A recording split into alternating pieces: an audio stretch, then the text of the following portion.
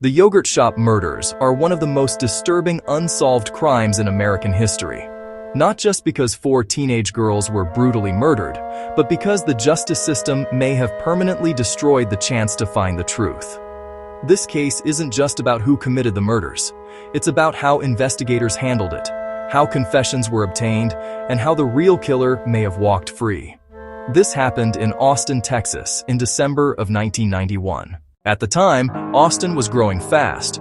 It was considered safe, family-oriented, and nothing like the city's people associated with violent crime, which is exactly why what happened shocked the entire country. On the night of December 6, 1991, 4 teenage girls were working the late shift at an "I can't believe it's" yogurt shop in North Austin. Their names were Eliza Thomas, 17, Jennifer Harbison, 17, Amy Ayers, 13, Sarah Harbison, 15.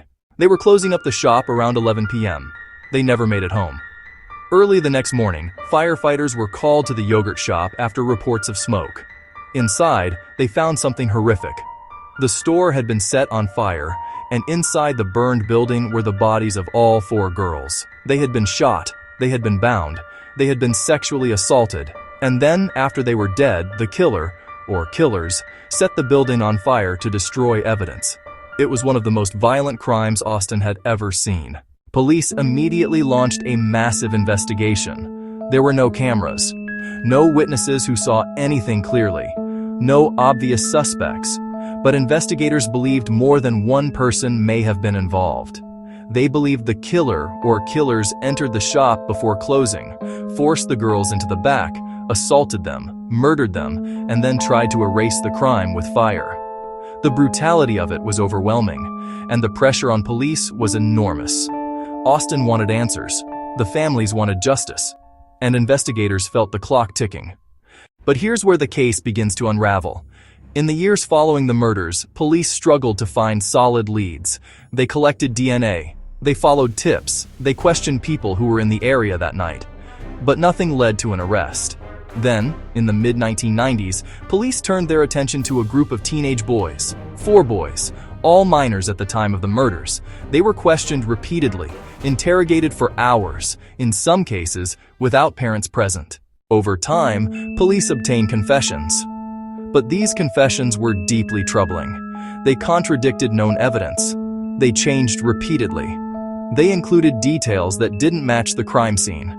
And in some cases, the boys later said they only confessed because they were exhausted, confused, and scared. Despite this, prosecutors moved forward. In 1999, 2 of the young men were convicted and sentenced to life in prison, but the case didn't end there. Defense attorneys began re-examining the evidence. They pointed out that the DNA collected from the crime scene did not match the convicted men. They highlighted the lack of physical evidence tying them to the murders. They exposed the coercive interrogation techniques used on teenagers. Eventually, courts began to agree. The convictions were overturned. In 2009, after nearly a decade in prison, the convictions were thrown out. The charges were eventually dismissed.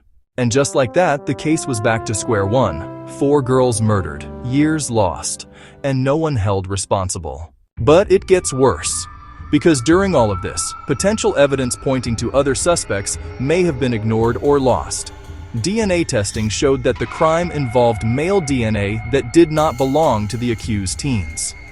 Investigators later admitted that some evidence had been mishandled. Some evidence was destroyed. Some was never tested with modern techniques. In 2016, Austin police announced they were reopening the case using advanced DNA testing. They publicly stated that the crime likely involved multiple perpetrators. They acknowledged past mistakes. But as of today, no arrests have been made, no suspects officially named, no closure.